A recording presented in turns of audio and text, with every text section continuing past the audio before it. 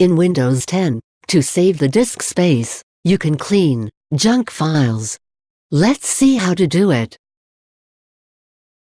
Double-click on this PC icon, present on the desktop.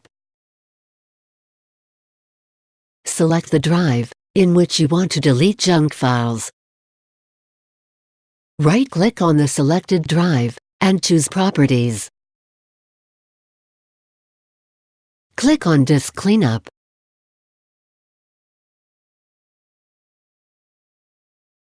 Select the files which you want to delete.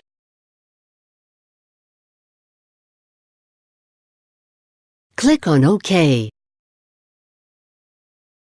Click on Delete Files.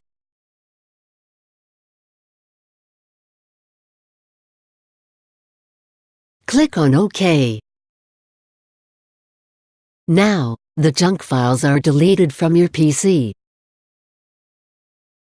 To check out more tech videos, click here. To subscribe GuruAid channel, click here. For instant tech support, call GuruAid toll-free numbers